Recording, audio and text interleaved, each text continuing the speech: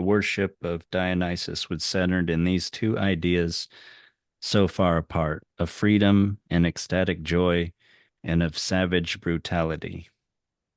But in a way, that's what freedom is.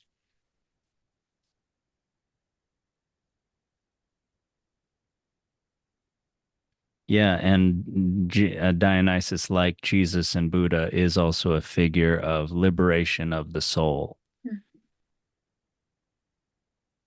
It talks about how his cult was many followers of Dionysus never actually drank wine at all, and his cult was responsible for a belief in the afterlife.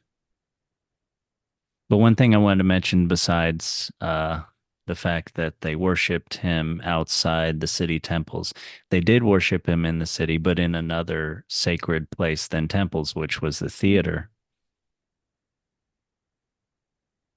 It was the theater, and the ceremony was the performance of a play. The greatest poetry in Greece, and among the greatest in the world, was written for Dionysus. The poets who wrote the plays, the actors and singers who took part of them, were all regarded as servants of the god. The performances were sacred. The spectators, too, along with the writers and the performers, were engaged in an act of worship. Dionysus himself was supposed to be present. His priest had the seat of honor. It is clear, therefore, that the idea of the God of holy inspiration who could fill men with his spirit to write gloriously and to act gloriously became far more important than the earlier ideas of him. The first tragic plays, which are among the best there are, never equaled except by Shakespeare, were produced in the theater of Dionysus. Comedies were produced there too, but tragedies far outnumbered them, and there was a reason why. This strange god, the gay reveler, the cruel hunter, the lofty inspirer, was also the sufferer.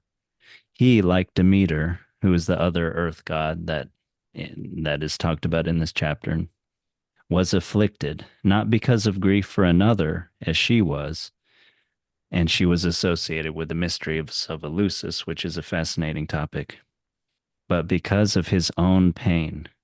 He was the vine, which is always pruned as nothing else that bears fruit. Every branch cut away, only the bare stalk left.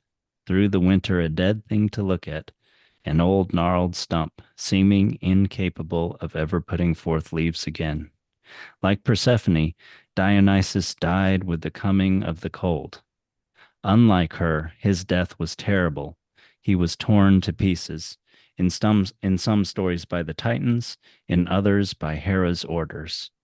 He was always brought back to life. He died and rose again. It was his joyful resurrection they celebrated in the theater. But the idea of terrible deeds done to him and done by men under his influence was too closely associated with him ever to be forgotten. He was more than the suffering God. He was the tragic God. There was none other.